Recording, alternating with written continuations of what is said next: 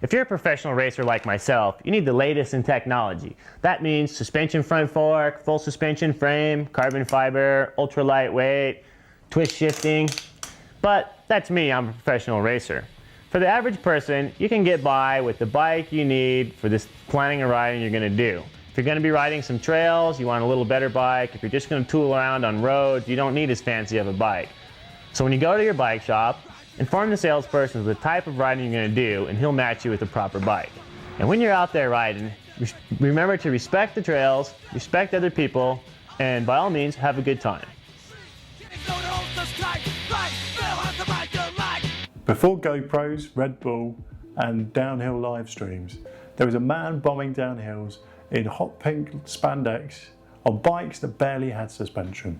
His name? Greg Herbold. Wow. Nickname? H-Ball. Vibe?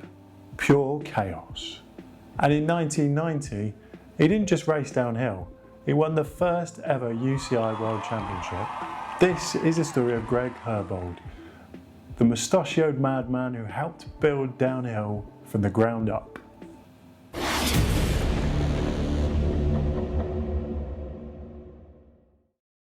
Greg Herbold didn't show up to blend in.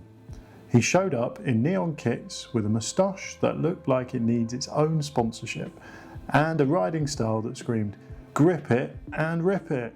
He came from New Mexico, rode motorcycles, raced bikes, and had a mouth as fast as his pedals. He didn't just race downhill, he was downhill, before it was even a real discipline. This was the Wild West era of mountain biking.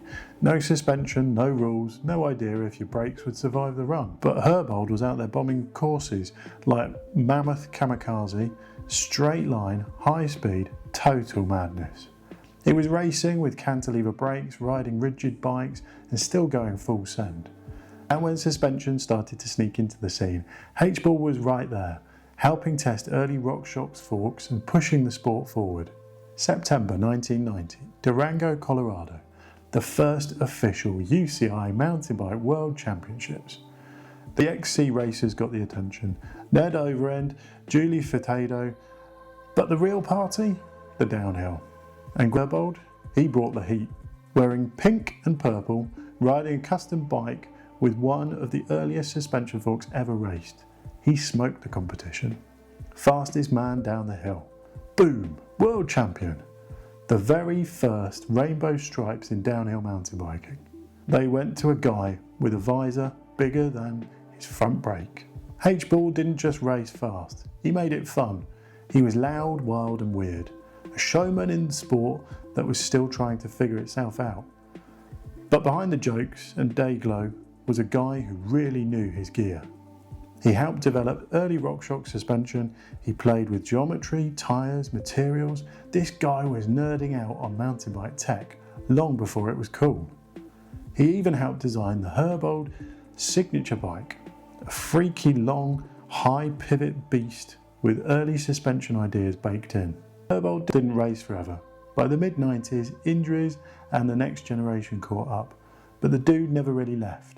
He worked behind the scenes at RockShox and SRAM, pushing tech, told stories and kept the vibe alive.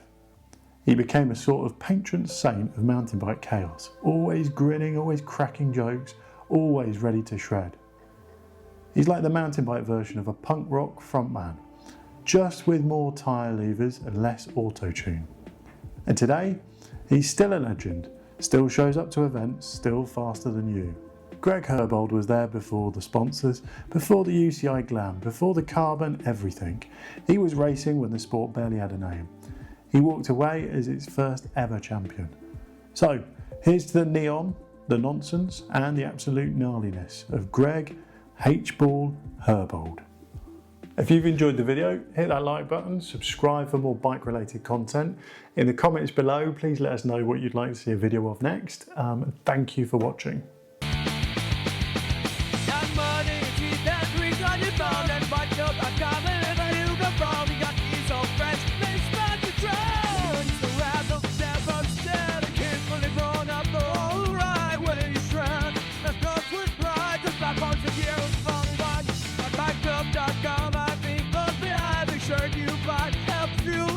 Supporting our channel, road.com. Get dirty, stay stylish, smash that sub button.